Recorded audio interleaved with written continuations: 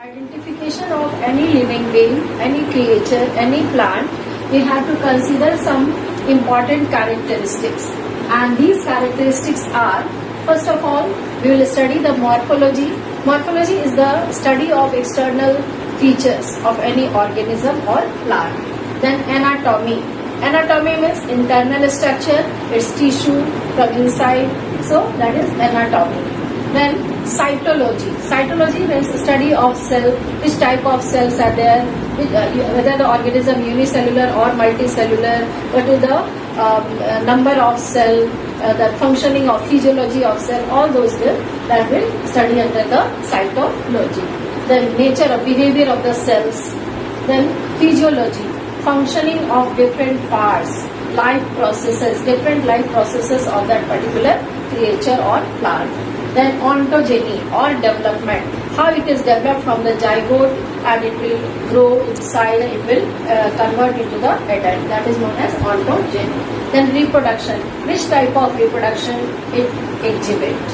Then behavior, its behavior towards different surrounding as well as towards different organism or plant, that is behavior. Then biochemistry, what are the chemistry or which type of chemicals, which type of chemicals are there in the body, in the cell, what is the ratio, all these will study under this biochemistry. As well as phylogeny. Phylogeny means the relationship of that particular organism or plant with other particular organism or plant, whether it is present or it is extinct. It will help by the fossil record also. So all these things will study of that particular organism or plant, then that will help in identification of that particular living being. Then after identification, the next step will be the nomenclature. That is to give a particular name to that particular organism or particular plant or microorganism, whatever. So that phenomena is giving name, that is known as nomenclature, and because this name consists of two words, that's why it is known as binomial nomenclature. For that there is a set of rules are there and two institutions are there, so they will provide the name, and that is ICZN for the organism, animals, and ICBN for the plants. International Council for Zoological Nomenclature, and this is Botanical Nomenclature. So nomenclature will be done by these two institutes so that at the global level the name should be same. That is also known as scientific name. Now there are some set rules for the naming, and that is known as the binomial nomenclature. It includes the following rules. First rule is that all the organisms having name or the plants having name, that name is known as scientific name, and that scientific name is made up of two words. These two words, first word is the genus and the second one is known as species. So two words are there. First name will depict about the genus of that organism or plant, and second word is species, specific epithet. Now these two are, when we are writing by hand, then they are underlined. That means, so this is the second rule, and if we are doing in the typing condition printed form, then it will be, it should be in the italics. Now these two words, so this is that's why it is known as binomial nomenclature. If the discoverer of that particular plant or organism is there, that is available, then it should be written at last in short. For example, Mangifera indica linn. Now see, this is the name of the plant, that is mango. This is the scientific name of mango. The first word Mangifera is genus name, and indica is the name of, that is species or the specific epithet. The other rule is also there, that is always this genus name will start with the capital letter and the specific name will be start with the small letter. If we are writing by hand, it should be underlined, and because this plant was first explained by, discovered by the scientist known as Linnaeus. That's why at last we'll write Lill, that is Linnaeus dot at last, and that's why it is written like that, Mangifera indica Linn. So these are some rules to give the binomial nomenclature. Two words will be there. First word genus, start with a capital letter. Second word is specific epithet, start with a small letter. These should be underlined, as well as the discoverer name at last. And this is known as binomial nomenclature.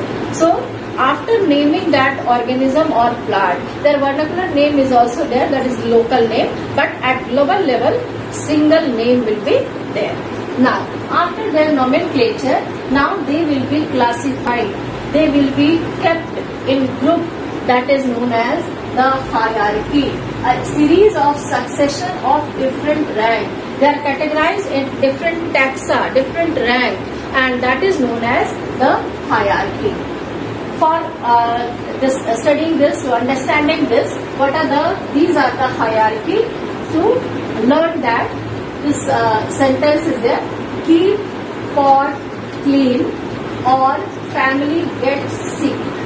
Now the first letter, keep, K, P, C, O, F, G and S. They are different category, different taxa, different rank.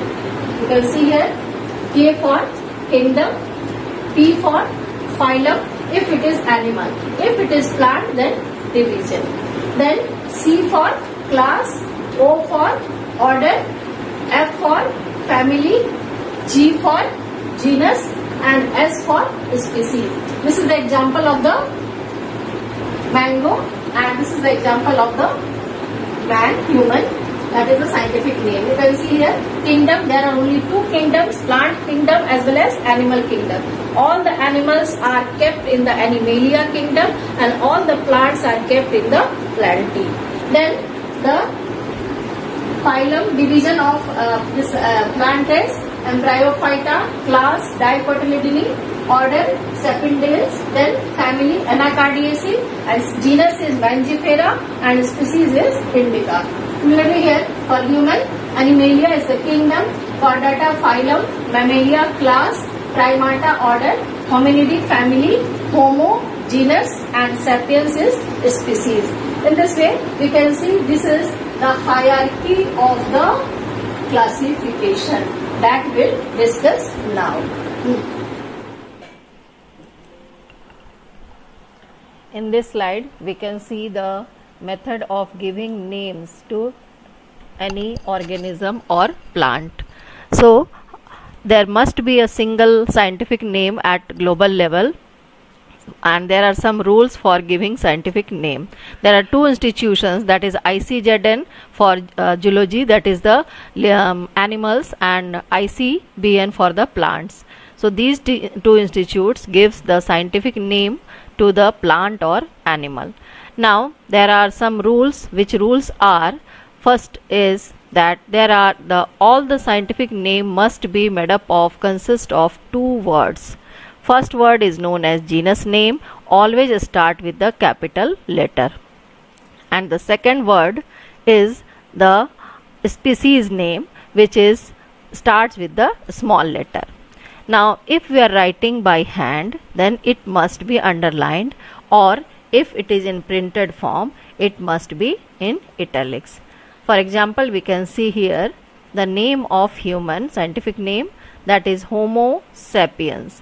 Homo, the first letter is capital and it is Homo is the genus, sapiens is the species, the first letter is small and it is written in italics. Here we can see different categories, taxonomic categories in which classification occurs of plants as well as animals. There are two types of taxonomic categories for plants: kingdom, division, class, order, family, genus, species. For animals also the same, but only at the second taxa it is known as, in the place of division it is known as phylum. So you can see here the different taxa, and at the lowest, at the bottom species, then at the top kingdom.